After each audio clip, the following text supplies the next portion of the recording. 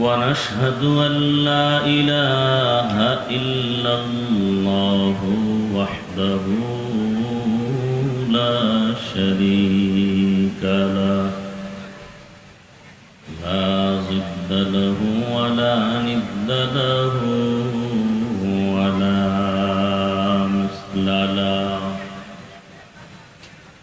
ونشهد أن سيدنا وسندنا وحبيبنا وحبيب ربنا وطبيبنا وطبيب قلوبنا ومولانا محمدا عبده ورسوله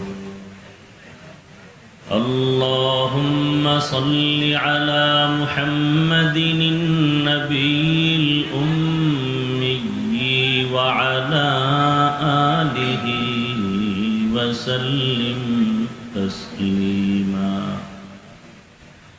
وبعد فأعوذ بالله من الشيطان الرجيم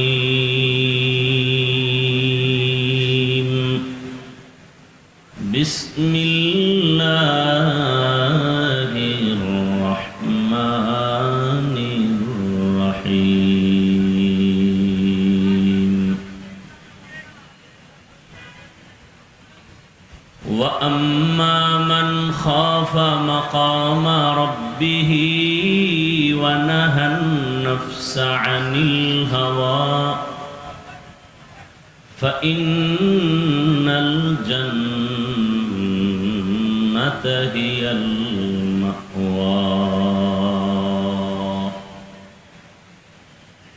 وقال رسول الله صلى الله عليه وآله وسلم اتق المحارم تكن أعبد الناس صدق الله مولانا العظيم وصدق رسوله النبي الأمي الكريم ونحن على ذلك من الشاهدين والشاكرين والذاكرين والحمد لله رب العالمين سبحانك لا علم لنا إلا ما علمتنا إنك أنت العليم الحكيم رب اشرح لي صدري ويسر لي أمري واحلل عقدة من لساني يفقه قولي مومن جو فدا نقش کافے پائے نبی ہو مومن جو فدا نقش کافے پائے نبی ہو زیر عرضی ہو زیر قدم آج بھی عالم کا خزینہ ہو زیر قدم آج بھی عالم کا خزینہ گر سنت نبوی کی کرے پیروی امت گر سنت نبوی کی کرے پیروی امت طوفان سے نکل جائے گا پھر اس کا سفینہ طوفان سے نکل جائے گا پھر اس کا سفینہ عاشق ہو برادر شہنشاہ دو عالم عاشق ہو برادر شہنشاہ دو عالم مشکوں سے زیادہ مبارک جس کا پسینہ مشکوں سے زیادہ مبارک جس کا پسینہ کر دل میں تڑپ ہو میرے آقا کا زیارت कर दिल में तरफ हो मेरे आका का ज़ियारत एक आन में आए नबी दिखला दे मदीना एक आन में आए नबी दिखला दे मदीना।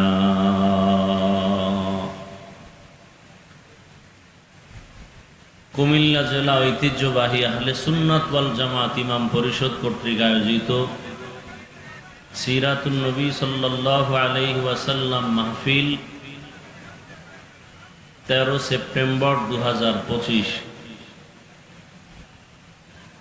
মহতি এ মাহফিলে উপস্থিত মুহতারাম সম্মানিত সভাপতি মুফতি খলিলুর রহমান কাসিমি দামাত বারাকাতুহুম,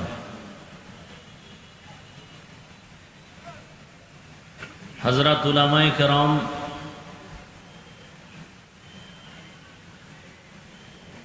অত্র অঞ্চলের বিভিন্ন স্থান থেকে আগত আল্লাহ পাকের আশিকিন, জাকিরিন, শাকিরিন, মুহিব্বিন, মুরব্বিয়ান এযাম, কলিজার টুকরা আমার সমবয়সী যুবক বন্ধুগণ, স্নেহের ছোট ভাই, পর্দার আড়ালে মাইকের আওয়াজ শ্রবণরতা সম্মানিতা মা ও বোনেরা, আল্লাহ পাকের দরবারে শুকর আদায় করি যে মহান রব্বুল আলামিন দয়া করে আমাদেরকে সুস্থ রেখেছেন, আলহামদুলিল্লাহ। আমাদের এই সুস্থতাকে আল্লাহ পাক দায়েমান কবুল করেন।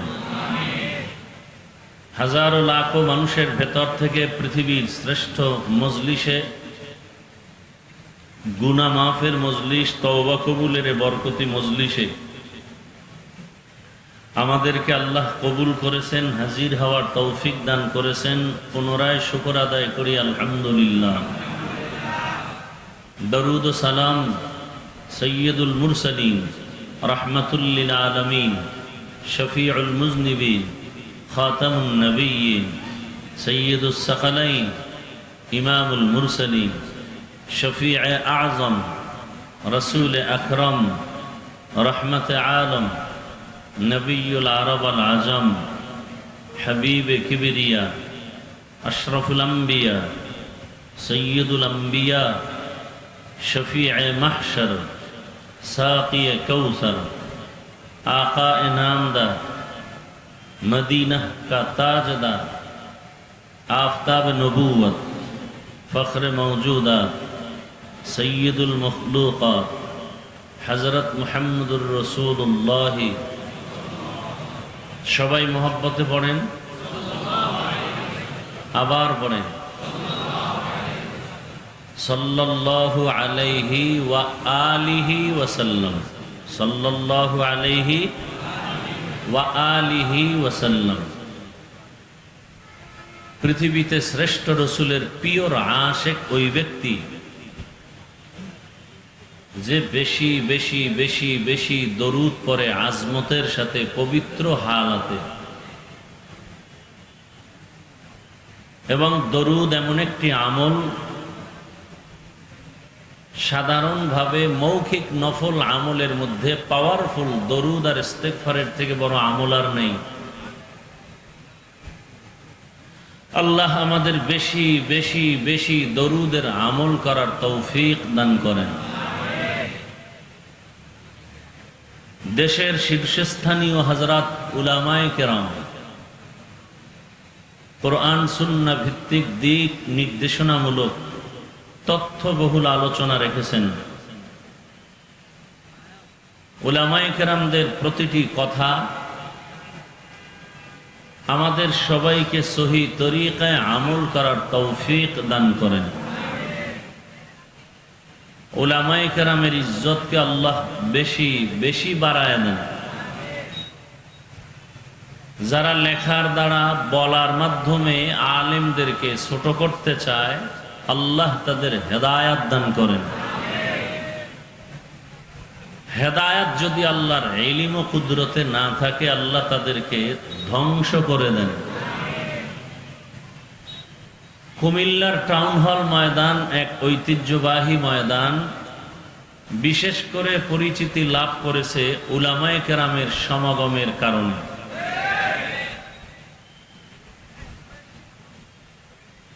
আল্লাহ পাক রব্বুল আলামিন এ মাহফিল কবুল করেন। আইম্মায়ে কেরাম যারা অক্লান্ত পরিশ্রম করেছেন এই প্রোগ্রামকে পরিপূর্ণ সফলতার মানদণ্ডে পৌঁছাইতে, আল্লাহ তাদেরকে দীর্ঘ নেক হায়াত দান করেন। এই মাহফিলকে কেন্দ্র করে গোটা পৃথিবীতে আল্লাহ শান্তির ফয়সালা করেন, মুসলমানের ঈমান ও আমল ইজ্জতের হেফাজত করেন। আমার দেশের ভাই বোন যারা প্রবাসে আছেন, আল্লাহ তাদেরকে হেফাজত করেন। এ মাহফিলের বরকতে আল্লাহ আমার দেশকে হেফাজত করেন, জালিমদের জুলুম থেকে আল্লাহ হেফাজত করেন, জালিমদেরকে আল্লাহ হেদায়াত দান করেন, হেদায়াত না থাকলে ধ্বংস করে দেন। কবরস্থ যারা, আল্লাহ মাহফিলের বরকতে সমস্ত কবরওয়ালাদের জান্নাত দান করেন। আমরা যারা বেঁচে আছি, আল্লাহ আমাদেরকে দীর্ঘ নেক হায়াত দান করেন। এগুলো ফাও কথা না, হ্যাঁ? এত বরকতপূর্ণ মজলিস, অনেক মজলিস ওয়াজ মাহফিলের মজলিসেও বসলে দেখি টুপিওয়ালা কম, এখানে সব সাদা পোশাক, ফেরেশতার মজলিসের মতো। এরা যদি আমিন বলে আল্লাহ ফিরাই দিবেন। এই দোয়াগুলো দরকার নাই? অন্যের জন্য দোয়া করলে নিজের লাভ বেশি। তো আমাদের অন্তর দুর্বল, তো বেশি বেশি মাছ খাই আর পচা মাছ, এজন্য অন্তর ছোট। ছোট মাছ খায়, অন্তরও ছোট, হিংসাও বেশি। মাছের মধ্যে হিংসা তুলনামূলক বেশি, এজন্য হিংসা আমাদের মধ্যে একটু বেশি। অন্যের জন্য দোয়া করতে চাই না আমরা। যেমন জুমার দিন একজন ভদ্রলোক খতিব সাহেবের কাছে দোয়া চাইছেন, আমার আব্বার জন্য একটু দিল খুলে দোয়া করবেন। মনে মনে নিয়ত করছেন 1000 টাকা হুজুরকে হাদিয়ে দিব, বাবার দোয়া। হুজুরের দোয়ার ভিতরে আরো 6 জন বাবার নাম নিছেন। ওই ভদ্রলোকের মোনাজাতেই মাথা গরম হয়ে গেছে। দোয়া চাইলাম আমার বাবার জন্য, ভাগ হয়ে গেল 6টা, তাহলে হাদিয়াও 6 ভাগ। মোটামুটি 1000 টাকা বাদ দিয়ে 100 টাকার একটা নোট বাইর কইরা ইমাম সাহেবের দেওয়ার সময় ধাক্কা দিয়ে কয়, হুজুর নেন, এরুমি কইরেন।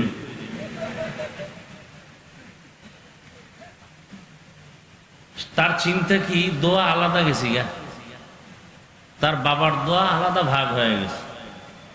আবার কিছু মূর্খ পণ্ডিত আছে, কয় যে আব্বার জন্য যে দোয়াটা করলেন, নাম কইলেন না যে। আব্বাই তো, আল্লাহ তো আবার নাম না জানলে তো আবার এই আব্দুর রহমান নামের দোয়া যদি আবার বরিশাল চলে যায়, হ্যাঁ তো আর এক আব্দুর রহমান আছে। এরকম বহু মূর্খ পণ্ডিত আমাদের মসজিদ মাদ্রাসাগুলোকে আঁকড়ায় ধরে রাখছে জুলুমের সাথে। সওয়াও যায় না, পাওয়াও যায়। আল্লাহ হেদায়াতের দৌলত দান করে।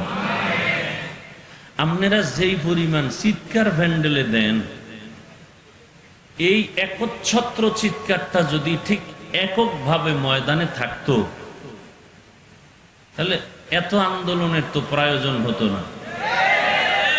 চট্টগ্রামে সাংবাদিকের গলায় ছুরি লাগে, সেই জুলাই আগস্টের আন্দোলনের পরে। এরপরও দেশবাসী ভাবছিল কোনো আন্দোলনের প্রয়োজন হবে না। তো কঠিন হালাত, আগের তুলনায় দোয়া করা দরকার অনেক বেশি। বিশেষ করে আমাদের উলামায়ে কেরামদের এক ও নেক হওয়ার জন্য, এক ও নেক হওয়ার জন্য। কারণ যেই ঘরের স্বামী স্ত্রীর মধ্যে অমিল, ওই ঘরে অশান্তির এক দাবানল। যেই দেশের মধ্যে উলামায়ে কেরামের মাঝে দূরত্ব, ওই দেশের জনগণ শান্তি পাবে এটা আশা করা যায় না। আর এই আলেম ওলামাদের মধ্যে দূরত্বের যে আপনারা দোষের মধ্যে নাই না, আপনাদেরও দোষ আছে যথেষ্ট পরিমাণ।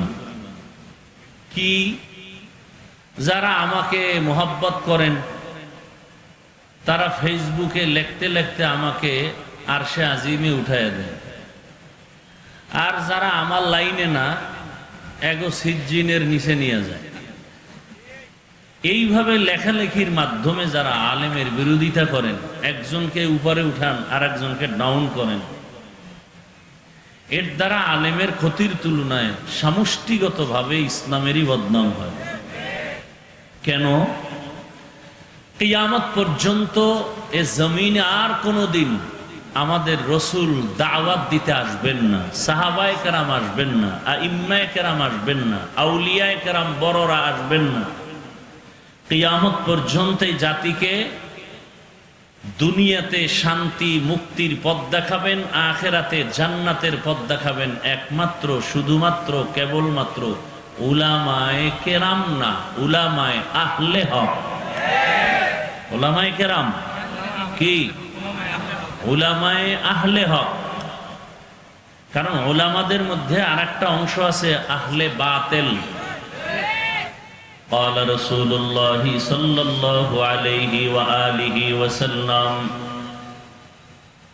ألا إن شر الشر شرار العلماء وإن خير الخير خيار العلماء। রহমতের নবী বলেন জমিনের মধ্যে সব থেকে খারাপ হবে একদল আলেম, আবার একদল ভালো হবে চূড়ান্ত ভালো আলেম। এক বচনে আলেম, বহু বচনে উলামা। উলামা আহলে হক কেমন হবে? ইন্নামা ইয়াখশাল্লাহা মিন ইবাদিহিল উলামা। যারা উলামা আহলে হক এরা আল্লাহকে বেশি বেশি বেশি বেশি ভয় করবেন। কেমন ভয়? বলে সাধারণ মানুষ নফসের ধোকায় পড়ে বাম হাতে পানি পান করবেন, একজন আহলে হক আলেম কখনো বাম হাতে কিছু পান করবে না, খাবে না।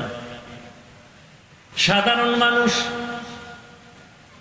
নফসের ধোকায় পড়ে কাউকে গালি দিবেন, কিন্তু একজন আহলে হক আলেম কখনো নফসের ধোকায় পড়ে গালি দিবেন না। আহলে হক উলামা আল্লাহকে ভয় করবেন। ভয়ের মানে কি? আল ইহতিরাজ আনিল মাসিয়া। সন্তান মা বাবাকে ভয় করে, প্রমাণ হলো মা বাবার সামনে অন্যায় করে না। একটা ছাত্র শিক্ষককে ভয় করে, প্রমাণ হলো শিক্ষকের সামনে ছাত্র অন্যায় করে না। ঠিক যেই বান্দা বান্দি আমার আল্লাহকে ভয় করবেন, ওই বান্দা আমার আল্লাহকে ফাঁকি দিয়া গুনাহ কখনো করবে না। হরকে দার খৌফে হকদার দিল মাদার জান্নাতুল মাওয়া দেহদ ও রাম কাম জুজবা হকচি জে মখাজ ইনসুজা ফজলে ও আমস্তে দর জুমলা জাহা।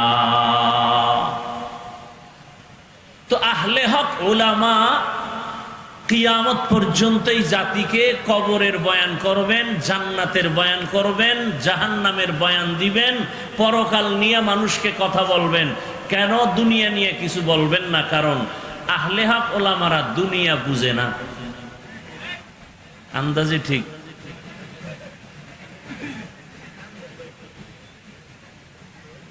পৃথিবীতে বুদ্ধি এবং জ্ঞানের গাইডের নাম কোরআনুল কারীম। পৃথিবীতে শ্রেষ্ঠ জ্ঞানের কিতাবের নাম, আর বলেন না কেন? আর এই কোরআন যার কাছে আসে সে হলো পৃথিবীর শ্রেষ্ঠ বুদ্ধিজীবী। আর আমগো দেশে যারা আউযুবিল্লাহ পারে না এরা বুদ্ধিজীবী। লাকুম দীনুকুম বুখারীর হাদিস বুদ্ধিজীবী। ঈদের নামাজ জানাজা বুদ্ধিজীবী। আমি বললাম আপনার জিবি কত? বুদ্ধির জিবি আছে না? মেমোরির 1 GB 2 GB 4 GB 8 GB 32 64। বুদ্ধিজীবীর বুদ্ধির জিবি কত? কারো কিছু 1% জিবি ছিল, মদের বোতলটাই না হ্যাং হয়ে গেছে। এই বুদ্ধিজীবীর যখন হ্যাং হয়ে যায় তখনই আলেমরে গালি দেয়, তখনই মাদ্রাসার বিরুদ্ধে কথা বলে। কারণ একটা আমাদের দেশে মদ পান করে কেউ কি জিকির টিকির করে? বরং বউরে মা কয়া ডাকে। বানায় বললাম। আর মাঝে মাঝে বলে গোটা দেশের মালিক কিন্তু এখন আমি।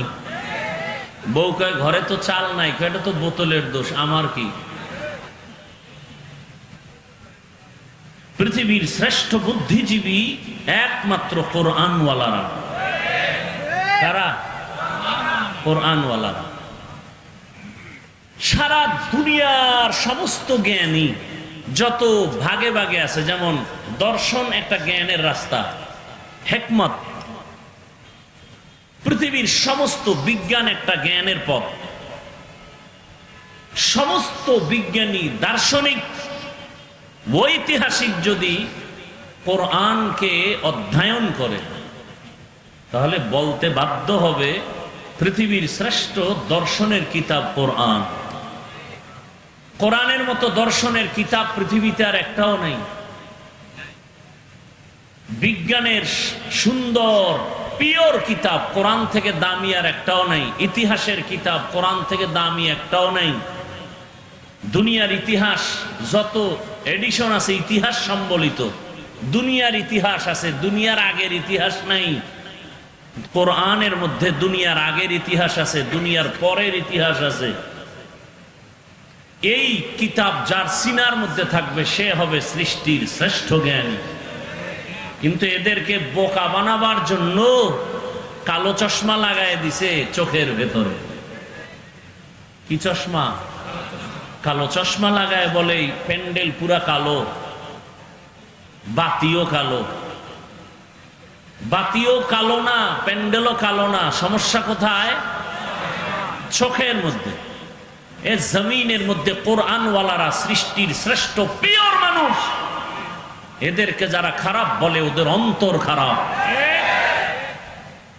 অন্তরের চিকিৎসার জন্যই কুমিল্লা টাউন হলে সিরাতুন নবী ওয়াজের আয়োজন। কলবের চিকিৎসার জন্যই পীর মাশায়েখের খানেকা। মানুষের কলবের ময়লা দূর করার চিকিৎসালয় একমাত্র আহলুল্লাহ উলামায়ে কেরামের একমাত্র সংস্রব মসজিদ মাদ্রাসা আছে। এ কারণে মানুষ এখনো সভ্য আছে। আল্লাহ বুঝার তৌফিক দান করেন। গুরুত্বপূর্ণ সুন্দর সুন্দর আলোচনা হয়েছে আমাদের বর্তমান প্রেক্ষাপট নিয়ে। যদি নিয়ত করেন যে এই আমল করেই আমি লাইনে উঠবো, তা আর বয়ানের প্রয়োজন হয় না। আমি আসছি আপনাদের দোয়া নিতে, ফাঁকে আপনারা কথা শুনলে আমি কিছু কথা সামনে বলবো, উঠা বসা করলে দোয়াটা করে চলে যাব। নিজেও ক্ষতিগ্রস্ত হবেন না, অন্যের ক্ষতিও করবেন না। কত রাত মোবাইল চালাইয়া ঘুম নষ্ট করেছেন, ফেরেশতা লিখে রাখছে হিসাব হবে আল্লাহর আদালতে।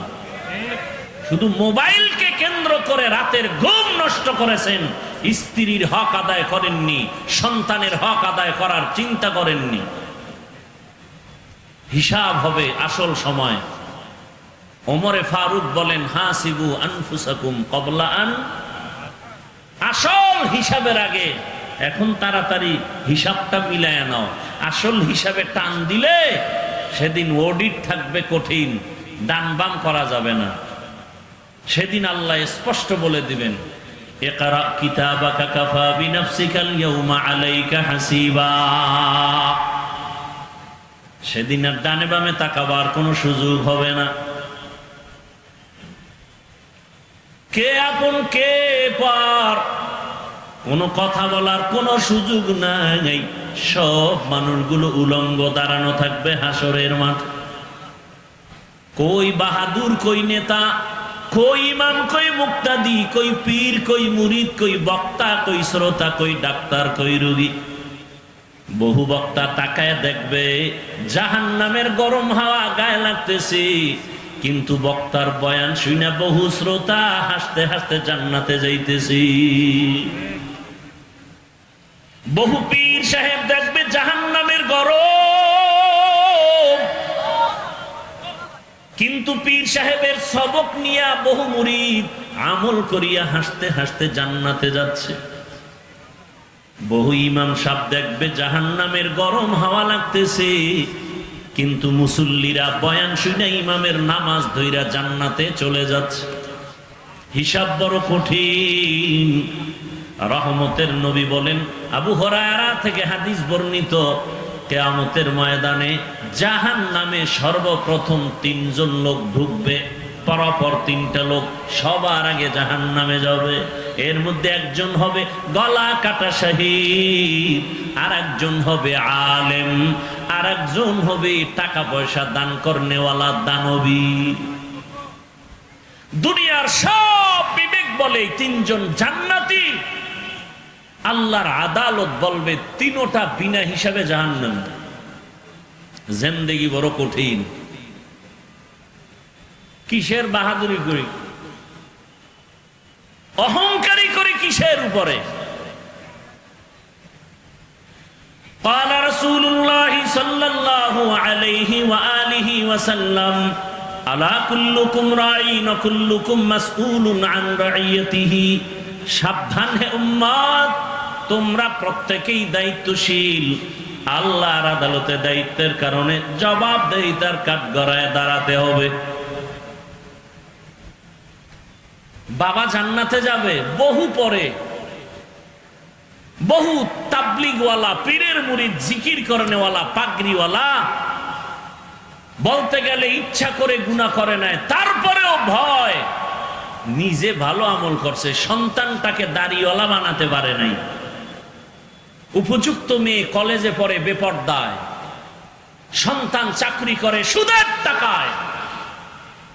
কিয়ামতের দিনে বুজুর্গ সন্তানের কারণে জাহান্নামে যাবে। সন্তান মামলা পেশ করবে আল্লাহর কাছে, রব্বানা ইন্না আতানা সাদাতানা ওয়া কুবারানা ফাআদাল্লুনাস সাবিলা। আল্লাহ আমারে আটকাইও না, আমার আব্বা আমারে নামাজের দাওয়াত দেয় নাই, আমার মুরব্বীরা আমাকে পর্দার বয়ান করে নাই।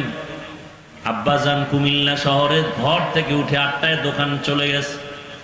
9টার সময় আম্মুকে টেলিফোন করে জিজ্ঞাসা করলো আমার বাবা উঠছেনি, নাস্তা করছেনি, কিন্তু আমার বাবা জিগায় নাই আমার সন্তান ফজর পড়ছেনি।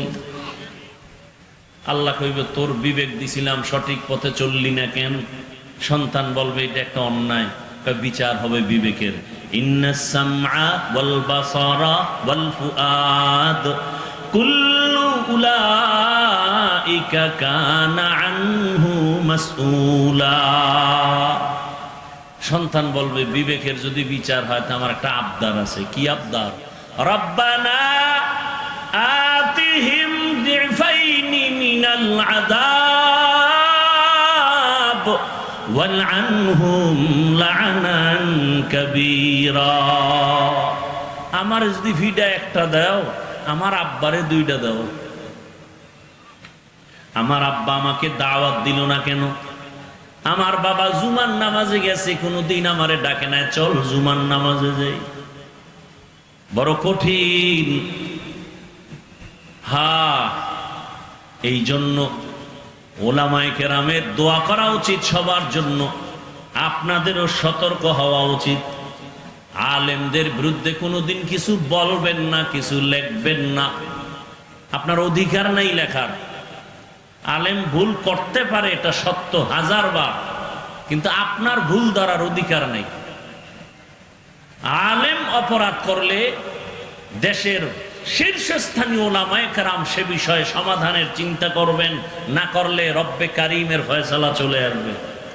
কিন্তু যে আলেম না, তার সমান না, তার অধিকার নাই তার বিরুদ্ধে কিছু বলা, কিছু লেখা। এজন্য আমি সারা বাংলাদেশে বলি, যারা উলামায়ে কেরামের ইজ্জতকে নষ্ট করার জন্য ফেসবুকে লেখে, মিডিয়ায় বলে, এরা সবগুলো সন্তান পিতামাতার অভিশপ্ত সন্তান। একটা সন্তানও মা বাবার আদরের নয়, সবগুলোর উপরে মা বাবার হোক। ওলামায়ে কেরাম থেকে দোয়া নিবেন, দলাদলি করবেন না। আল্লাহ বুঝার তৌফিক দান করেন। তো আমি আপনাদের ধৈর্যের উপরে কিছু কথা রাখার জন্য কোরআনে হাকিমের এক আয়াত, রসুলের একটি হাদিস পড়েছি। তরজমাটা বলে নেই। আল্লাহ বলেন, ওয়া আম্মা মান খাফা মাকামা রাব্বিহি ওয়া নাহান নাফসা আনিল হাওয়া ফাইন্নাল জান্নাতা হিয়াল মাওয়া। আল্লাহ বলেন, ও দুনিয়ার মানুষ, আমার একটা আদালত কায়েম হবে, কিয়ামতের আদালত। ওই দিন আমার সামনে সবাই দাঁড়াইয়া হিসাব দেওয়ার ভয়টা অন্তরে জমা করিয়া, দুনিয়ার হায়াতে যারা অন্যায় থেকে নিজেরে বাঁচায় চলবা, আমি আল্লাহ ওয়াদা করলাম তার জন্য বিনা হিসাবে জান্নাত। রহমতের নবী বলেন, ইত্তাকিল মাহারিম তাকুন আ'বাদান নাস। আল্লাহর নিষিদ্ধ জিনিস থেকে নিজেকে ফিরাও, হারাম থেকে বাঁচাও, তো আল্লাহ তোমার মর্যাদা উম্মতের কাছে বাড়াবেন, আল্লাহর কাছেও বেড়ে যাবে। তরজমা শেষ। এবার কিছু ব্যাখ্যা। রবিউল আউয়াল সম্পর্কে আলোচনা হয়েছে যথেষ্ট পরিমাণ, তবে ভূমিকা স্বরূপ আমি 2-3 মিনিট রবিউল আউয়ালের কথা বলে মূল কিছু আলোচনা করব। ধৈর্য হবে? আল্লাহ কবুল করেন। রবিউল আউয়াল মাস আরবি মাসের গণনার আকারে 12 মাসের তৃতীয় মাস। আল্লাহ নিজেই বলেছেন, ইন্না ইদ্দাতাশ শুহুরি ইনদাল্লাহি 12 শাহরা শাহরান ফি কিতাবিল্লাহ ইয়াওমা খালাকাস সামাওয়াতি ওয়াল আরদ মিনহা আরবাআতুন হুরুম যালিকাদ দীনুল কাইয়্যিম। গণনার আকারে বছরে মাস হবে 12টা। কিয়ামত পর্যন্ত কোন বছর 11 মাসেও হবে না, 13 মাসেও হবে না। আর এই 12 মাসের মধ্যে 4 মাস হবে আলাদা সম্মানের মাস। আর আমি আল্লাহর এই সিদ্ধান্ত স্থায়ী, সিদ্ধান্তটা করে আর আজিমে লাউহে মাহফুজে লিখে ফেলেছি। কোন দিন? আসমান জমিন সৃষ্টির দিন লিখে ফেললাম। বছরে মাস হবে 12টা, এর মধ্যে 4 মাস হলো একটু দামি সম্মানের মাস। সম্মানের মাস মানে ওই 4 মাসে ওই টাইমে যুদ্ধ বিগ্রহ উল্টা পাল্টা ভাবে চলতো।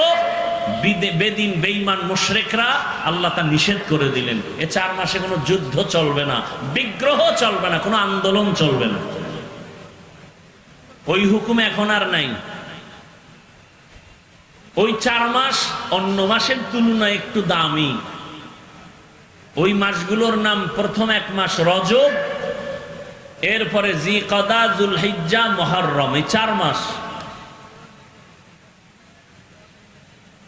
আল্লাহ পাক স্থায়ী সিদ্ধান্ত নিয়ে নিলেন, মুহররম একটা সম্মানের মাস। সিদ্ধান্ত আল্লাহর, লিখেছেন লাউহে মাহফুজে। কোন দিন? আসমান জমিন সৃষ্টির দিন। এই 4 মাসের মধ্যে রবিউল আউয়ালের কোনো নাম নাই, রমাজানেরও নাম নাই। তার মানে কি ওই মাসগুলোর সম্মান নাই, দাম নাই? আচ্ছা, আল্লাহর কাছে এত দাম, এজন্য এগুলো স্বতন্ত্র। যেমন আম্মা জান আয়েশা রাদিয়াল্লাহু তাআলা আনহা রহমতের নবীর কাছে মাঝে মাঝে অনেক অজানা জিনিস জানার জন্য প্রশ্ন করতেন।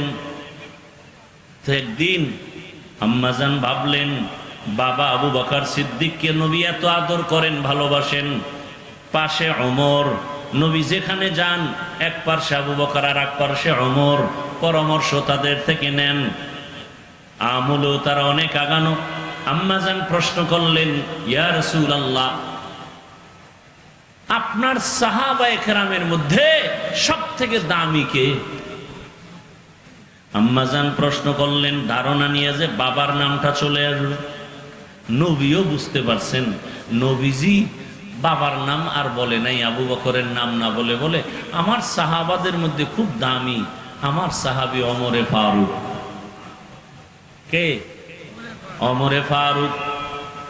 আম্মাজান মনে মনে পেরেশান, আব্বার নাম কইল না, ওমরের নাম নবী আবার বারবার এটাকে ট্রাই করে বলে, জানুনি রে আয়েশা, ওমরের দাম কত? আকাশে দিয়ে তাকায় দেখো, নক্ষত্র দেখা যায়, গণনা করা যায় না। ওমরের এই পরিমাণ নেক আমল যা গণনা করা যাবে না। আম্মাজান ভাবে, নাম কইব আব্বার, খালি ওমরের দা কেন? নবীও ঘুরাইতেছে, কয় না, বুঝতেছে আম্মাজান আয়েশার অবস্থা। এ ভাই, আপনারা এমন করেন কেন? উঠার ব্যারাম থাকলে ঢুকলেন কেন? দাঁড়ায় দাঁড়ায় বয়ান শুনতেন, বাহিরে মন চাইলে দাঁড়াইতেন, মন না চাইলে বাইরে যাই বিড়ি টানতেন। কেন ডিস্টার্ব করেন বলেন তো? দীর্ঘ টাইম আপনার বসার অভ্যাস না থাকলে ভেতরে ঢুকলেন কেন? আপনাদের মতো অন টাইম মানুষের জন্য তো বাহিরে মাইক লাগানো হয়েছে, না তো বাইরে মাইকের দরকার ছিল না। কেন ডিস্টার্ব করেন? আপনি বুঝেন এই প্যান্ডেলের দাম কত? একটা অপরাধীকে থানায় নিয়ে পুলিশ এত আঘাত করে, কাঁদে না? আর এখানে বসে আল্লাহর ওলিরা বয়ান করেন, 200 হাত দূরে বসে মানুষ কান্না করে। বুঝেন কিছুই প্যান্ডেলের মূল্য কত? বেতের বাড়ি দিয়া চোখে পানি আনতে পারে না পুলিশ। আর কোরআনের বাগানে জাহান্নামের বয়ান যখন শুরু হয়, জীবনে মসজিদে যায় না, সেও চুপ করে কান্না শুরু করে। বলেন তোকে মারলো কে? কেন ডিস্টার্ব করেন? ভালো না লাগলে বলেন, মোনাজাত দিয়ে চলে যাই।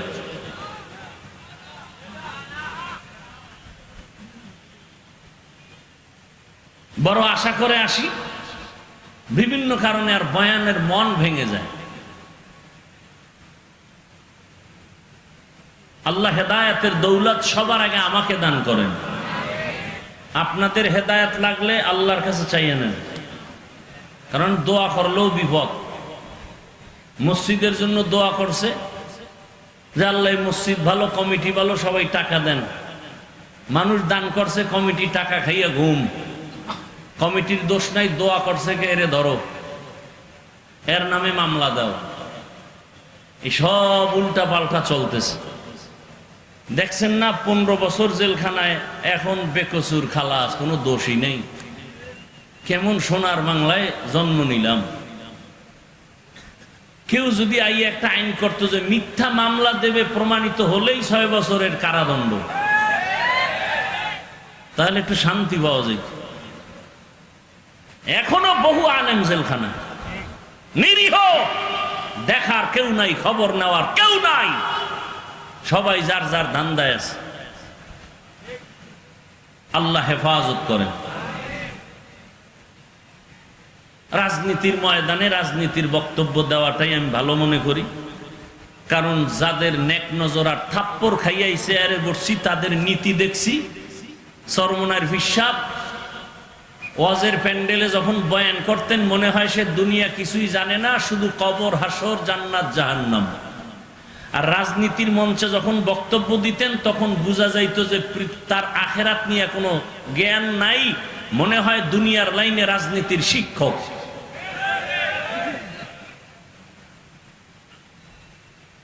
রাজনীতির কথা উম্মতকে বলার জন্য আমাদের ইসলামী রাজনীতির মঞ্চ আছে না নাই? কথা বলেন।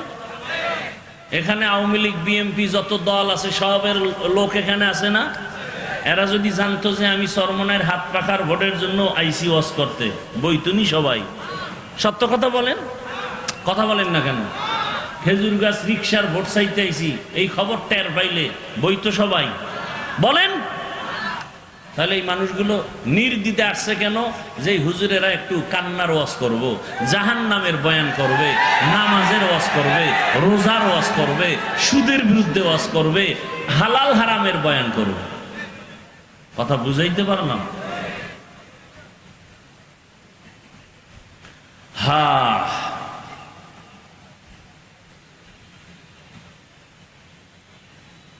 কি কথা বলতেছিলাম? হ্যাঁ, আয়েশা রাদিয়াল্লাহু আনহা। পাবলিক আবার ওই যে কেসা কাহিনী রস হনে না, কইলে আর ছাড়ে না। আর হারা দেশ গরম বানাইব, হাফিজুর রহমানের রস শুনে লাভ কি? কেসা কাহিনী রস করে। গতবার টাউন হলে এই বিষয়ে কিছু বলছিলাম নি?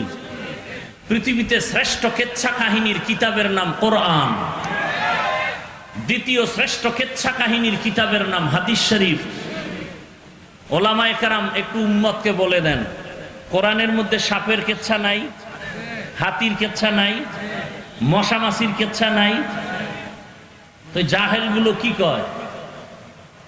ও যা কি বলে তার খবর নাই। আসলে হেদায়েতের নিয়তে বলে না, আক্রমণের জন্য বলে। আল্লাহ সব ভাইকে হেদায়েত দান করুন। গরুর কেচ্ছা দিয়া সূরা বাকারা শুরু হয়, কেচ্ছা নেই।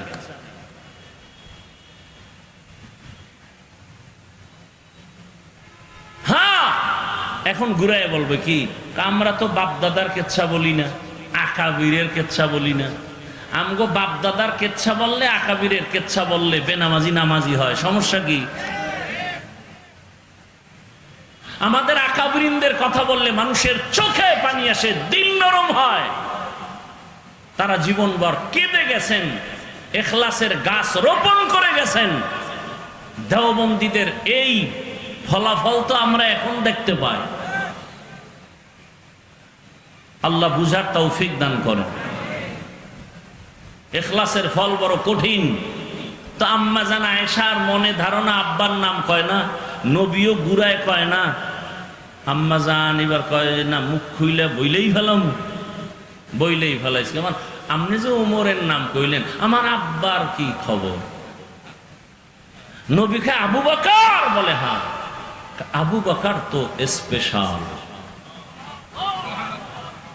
আবু বকর স্পেশাল। বছরে 12 মাসের 4 মাস দামি, রজব, জিকদা, যুলহিজ্জা, মুহররম, রমজান কই, রবিউল আউয়াল কই? এটা তো স্পেশাল। শাহরু রমাদানাল্লাযী উনজিলা ফীহিল কুরআন হুদাল লিন-নাস ওয়া বায়িনাতিম মিনাল হুদা ওয়াল ফুরকান। রবিউল আউয়াল বারবার আলোচনা আসে কেন? সবাই নবীর জন্ম মোবারকের আলোচনা করে, কিন্তু শুধু জন্মটাই রবিউল আউয়ালের মধ্যে সীমাবদ্ধ না। রবিউল আউয়াল এমন একটা মাস, আমরা অনেক নিয়ামত পেয়েছি রবিউল আউয়ালে।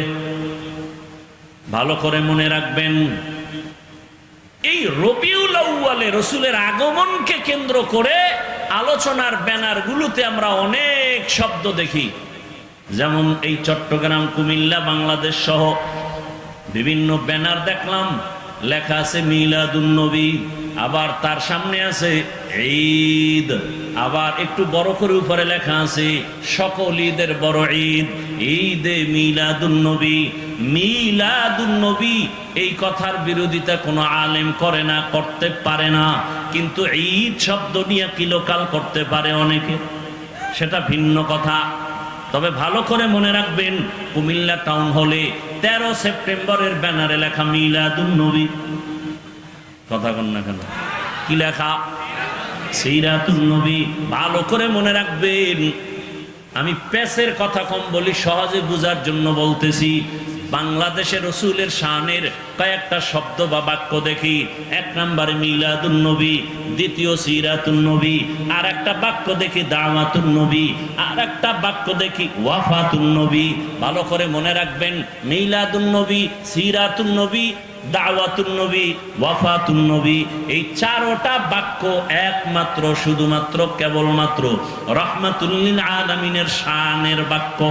আর কারো বেলায় 4টা বাক্য ব্যবহার হয় না। মুসা নবীর বেলায় হয় না, ঈসা নবীর বেলায় হয় না, ইব্রাহিম নবীর বেলায় ব্যবহার হয় না। এই 4টা বাক্য আমার রসুলের শানের বাক্য। এই 4টা বাক্যকে, রসুলকে যেইভাবে মোহাব্বত করো, এই 4টা বাক্যকে ওইভাবে মোহাব্বতের নজরে দেখবে। যদি কেউ এই 4টা বাক্য বাঁকা নজরে তাকায়, ওর ঈমান বাঁকা হয়ে যাবে, আখিরাত ও দুনিয়া বাঁকা হয়ে যাবে। বুঝেন নাই? 4টা মিলাদুন নবী ও রাসূলের শানের শব্দ বাক্য, সিরাতুন নবী ও রাসূলের শানের বাক্য, দাওয়াতুন নবী ও রাসূলের শানের বাক্য, ওয়াফাতুন নবী ও রাসূলের শানের বাক্য। অর্থ কি? মিলাদুন নবী অর্থ আমাদের সুপরিচিত নবী, শ্রেষ্ঠ নবীর জন্ম মোবারক। সিরাতুন নবী অর্থ আমাদের সুপরিচিত নবী, শ্রেষ্ঠ নবীর জীবন আদর্শ। ওয়াফাতুন নবী অর্থ আমাদের সুপরিচিত নবী, শ্রেষ্ঠ নবীর ইন্তেকাল।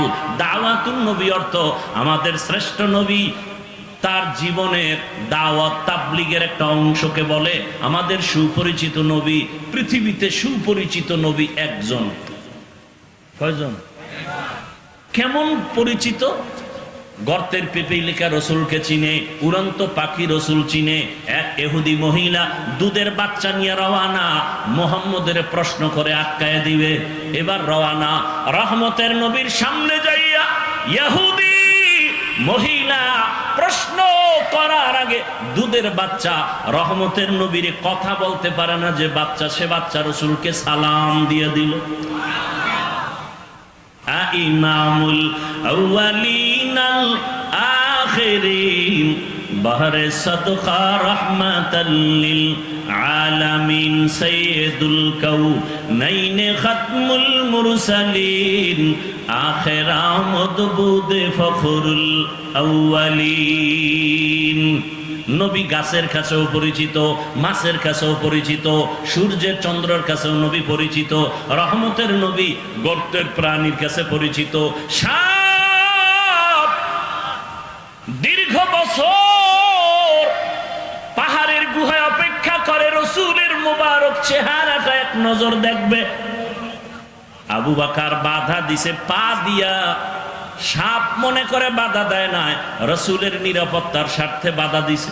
সাপ আর সহ্য হয়ে গেল, রহমতের নবীর দর্শন বুঝি হবে না, একটু আঘাত করেছে। তাহলে সাপ আমার রসূলকে চিনে। কপাল খারাপ আঙ্গ বাংলাদেশি, রসূলকে চিনি না। যদি চিনতাম তাহলে দাড়ির মধ্যে অস্ত্র লাগাতে পারতো না। রসূলকে যদি চিনতিনি মুমিন, তাহলে নবীর মোহাব্বতে কেন বারবার তোমার পায়ে ধরে ধরে টুপির বয়ান করতে হবে? আমিও রসূলের আশিক মুসলমান, তুমিও মুসলমান। তোমার আল্লাহ আমার আল্লাহ দুই না এক? মুসলমান বেয়াদবি ক্ষমা চাই, হয়তো বলার ভাষার শব্দগুলো চয়নটা একটু কেমন জানো, বেয়াদবি ক্ষমা চাই। রসূলের উম্মত হিসাবে আপনার নবী আমার নবী এক না আলাদা? আল্লাহ, আমাদের কোরআন, বলেন সত্য কথা বলেন, আমাদের হাদিস। আমরা দুনিয়াতে আছি সিস্টেম। আপনাদের কালেমা আমার কালেমা দুই, আপনাদের ধর্ম আমার ধর্ম দুই, আপনাদের কাবা আমার কাবা দুই, সব এক। দুনিয়া থেকে বিদায় বেলা কাফনের সংখ্যা হবে আলাদা না সব এক? আপনাদেরও তিনটা কাফন হবে, আমাকেও তিনটা কাফন হবে। টাকাওয়ালা মরে গেলে তাকে সম্মানে একটা কাফন কেউ বাড়াবে না। রিক্সার ড্রাইভার গরিব যদি মরে যায়, তার অসম্মানে বা গরিব হওয়ার কারণে একটা কাফন কেউ কমাইয়াও দিবে না। রিক্সার ড্রাইভারের যেমন তিনটা কাফন, ধনী লোকেরও তিনটা কাফন হবে, কালার হবে আলাদা। গরিবের কাফনের কালার একরকম, ধনীদের কাফনের কালার আর একরকম। ভালো করে বুঝো, কে ধনী কে গরিব, কে আলেম কে মূর্খ, কে ইমাম কে মুক্তাদি, কে পীর কে মুরিদ। যতই আজকে বক্তা বক্তা ভাব দেখাই না কেন, কাফনের ভেতরে ঢুকার পর সব বাহাদুরি বন্ধ হয়ে যাবে। কোটি টাকার মালিক দেখো অভাব হয় না দূর, গরিবে ঘুমায় আরাম করে মনটা বাহাদুর। ফেরাউনের লাশটা দেখো নিছর জাদু ঘরে, খায় না মাটি পোকা মাছি সবাই ঘৃণা করে। হৃদয়ে থাকিবে যার নম্রতা সদা, রহমত আসিবে সেথা প্রভুর ওয়াদা। বড় বাড়াই থাকলে দিলে রহমত আসবে না, নিজেকে নিজে ছোট মনে করিও সাদা। উঁচু জমিন থেকে পানি নিচু জমিনে যায়, তেমনি খোদার রহমত আসে নম্রতার হৃদয়। ভোগ বিলাসের বাড়ি গাড়ি পরে রবে সব, থাকতে সময় স্মরণ করো আল্লাহ আমার রব। আমাদের রবকে আরো জোরে বলেন। তাহলে আমাদের কাফনের কালারও কি এক? কবরের সাইজ একটু আলাদা হবে, কবরের সাইজও সবার এক। কবরে মাটি দেওয়ার পরে প্রশ্ন করার জন্য দুই ফেরেশতা আসবে। আমার প্রশ্ন আলাদা, আপনারটা আর একটা প্রশ্ন। কে ধনী, কে গরিব, কে পীর, কে মুরিদ, কে টাকাওয়ালা, কে গরিব, সবার বেলায় তিনটা প্রশ্ন। রবের পরিচয় দাও, ধর্মের পরিচয় দাও, রাহমাতুল লিল আলামিনের পরিচয় দাও। তুমি যত টাকার মালিক হও, তোমাকেও যেই প্রশ্ন, আমাকেও সেই প্রশ্ন। এই প্রশ্নের নবী বলেন, যারা জবাব দিতে পারবে তার কবর হবে রওজাতুম মির রিয়াজিল জান্নাহ। আর যারা জবাব দিতে পারবে না, তাদের কবর হবে হুফরাতুম মিন হুফারিন নার। যারা তিন প্রশ্নের জবাব দিবে, তাদের কবর হবে জান্নাতের বাগান। আল্লাহর রাসূল বলেন, গায়বী একটা আওয়াজ আসবে রব্বে কারীমের তরফ থেকে। রব বলবেন, ফেরেশতা আমার বান্দাকে কষ্ট দিস না, জান্নাতের বিছানা কবরে বিছায়া দাও। আমার বান্দার কবরকে প্রশস্ত করে দাও, জান্নাতের সাথে দরজা করে দাও। আমার ভালোবাসার বান্দা দুনিয়াতে গরমকে উপেক্ষা করে নামাজে দাঁড়ায় গেছে। আল্লাহর মহাব্বতে বান্দা নামাজ ছাড়ে নাই, তেলাওয়াত ভুলে নাই। আমি আল্লাহ বান্দাকে ভুলতে পারি না। ফাযকুরুনি বানায় দাও। আল্লাহর অর্ডারে কবরটা জাহান্নামের আগুনে ভরে যাবে। আল্লাহ বলবে, কবরের মাটি এই গুনাহগার নাফরমানের জোরে জোরে চাপ দাও। এত জোরে চাপ দিবে, বেঈমান নাফরমান বেনামাজির এক পাজরের হাড় আর এক পাজরের সাথে ঢুকে যাবে, আর সাপে আঘাত করা শুরু করবে। ওরে কারো কবরে ৯৯টা সাপ, কারো কবরে ৭০টা সাপ আসবে। ও আমার কলিজার যুবক বাবারা, ও বৃদ্ধ বাবাজিরা, ও পর্দার আড়ালের মা বোনেরা, একটু আগে আপনারা নিজেরাই স্বীকার করলেন, আপনার আল্লাহ আমার আল্লাহ এক, নবী এক, কোরআন এক, কাবা এক, ধর্ম এক, কালেমা এক, কাফনের কালারও এক, কবর এক, প্রশ্ন এক। তারপরও কেন আপনাকে টুপির বয়ান করতে হবে? আপনাকে কেন পর্দার বয়ান করতে হবে? আমি টুপি খুলতে চাই না, আর আপনি টুপি দিতে চান না। আমি দাড়ি কাটতে চাই না, আপনি রাখতে চান না। আমি মসজিদে না ঢুকলে কষ্ট পাই, আর আপনার ঢুকতে গেলে কষ্ট লাগে। বুঝি না আমি ভুলে আছি নাকি আপনারা ভুলে আছেন। এরপরেও তো পাও ধরে ধরে ওলামায়ে কেরাম আপনাদের বুঝায়, এত বিরোধিতা করেন, তারপরও কোনো ওলামায়ে কেরাম গালি দেন না। আরে সরকারি চাকরি করে, বেসরকারি চাকরি করে যারা দৈনিক ৮ ঘন্টা ডিউটি, মাসে ২০,০০০ টাকা বেতন পায়, নিম্নে আরো কত বেশি পায়, আবার বিভিন্ন ভাবে আরো ইনকাম আছে। কিন্তু একবারও কি ভাবছেন বিবেক দিয়া, একজন আলেম মসজিদে ইমামতি করতে গিয়া ২৪টা ঘন্টায় ডিউটি করে, বেতন ১০,০০০, গ্রাম এলাকায় ৫,০০০-এর বেশি দেওয়া হয় না, তাও মাসে মাসে ক্লিয়ার না। একজন ইমাম ২৪ ঘন্টা ১২ মাস ডিউটি করিয়াও বেতন ঠিক মতো না পাইয়া কোনদিন ইমাম কোন কমিটির বিরুদ্ধেও বলে না, বরদোয়াও করে না, বরং মুনাজাতে চোখের পানি ছেড়ে দোয়া করে, হে মালিক এলাকায় শান্তি দাও, ব্যবসায় বরকত দাও, কবরওয়ালাদের জান্নাত বানায় দাও, অসুস্থ রোগীরে সুস্থ বানায় দাও। ওলামায়ে কেরাম এত কষ্ট করিয়া নিঃস্বার্থভাবে আপনাদের পেছনে দৌড়ায়। ও আল্লাহর বান্দারা, এরপরও যদি আলেমের কথা না শুনিয়া বিরোধিতা করিয়া কবরের বিছানায় পড়িয়া যান, আল্লাহর অর্ডার হয়ে যাবে, জাহান্নামের ফেরেশতাকে ধর। ওরে আমি এদের আর কোনোদিন ছাড় দিব না, এদেরকে কিয়ামতের দিন টানতে টানতে জাহান্নামের দিকে নেওয়া হবে। আর অর্ডার হবে, ওয়াসিকাল্লাযীনা কাফারু ইলা জাহান্নামা যুমারা হাত্তা ইযা জাউহা ফুতিহাত আবওয়াবুহা ওয়া ক্বাল। আল্লাহ তাআলা জাহান্নামের অর্ডার করবে, কে ধরে নাও। কিয়ামতের ময়দান এমন কঠিন ময়দান হবে। আম্মা জান আয়েশা বলেন, একদিন দেখি রহমতের নবী আমার হুজরায় বসে গুনগুন করে কান্না করেন। আমি আয়েশা ভয় পেয়ে গেলাম, বুঝি আমার বেয়াদবি হয়ে গেল। আমি গিয়ে জিজ্ঞাসা করলাম, ইয়া রাসূলুল্লাহ, আপনি কাঁদেন কেন? মায়ার নবী কয়, আয়েশা, আমার যখন খাদিজার কথা মনে পড়ে চোখের পানি ধরে রাখতে পারি না রে আয়েশা। ওরে আরবের মানুষ আমাকে যখন তাড়াইয়া দিত, ওরে আমার জন্মভূমিতে থাকতে দেয় নাই, ওই সময় আমার খাদিজা আমার জীবনের বড় সফলতার চাবি হয়ে আসছে। ও আয়েশা, খাদিজার কথা মনে যখন পড়ে চোখের পানি ধরে রাখতে পারি না। আর যখন হাসরের ময়দানের কথা মনে পড়ে কান্না করি। কেন ইয়া রাসূলুল্লাহ? আল্লাহর নবী বলেন, ও আয়েশা, হাসরের ময়দানটা তো কঠিন। ওরে জমিনটা সূর্যের গরমে তামা হয়ে যাবে, অন্যদিকে জাহান্নামের আওয়াজ।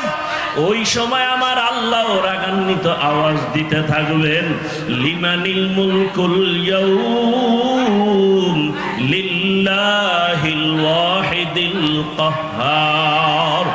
এমন আওয়াজ দিবে, হাসরের ময়দানটা থরথর করে কেঁপে উঠবে। এত কঠিন অবস্থা হবে, জাহান্নাম চিৎকার দিয়া বলবে, আল্লাহ, বেনামাজি আমার পেটের মধ্যে দাও, তোমার গুনাহগার বান্দা বান্দি আমাকে দাও, ক্ষুধা লাগছে। আল্লাহ বলবে, ফেরেশতারা জাহান্নামকে ফিরাও। জাহান্নাম যদি আগায় যায়, বিচার করতে পারবো না, শিকল লাগাইয়া ধরো। 70,000 শিকল লাগাইয়া জাহান্নাম কেমন ভাবে আঁকড়াইয়া ধরবে।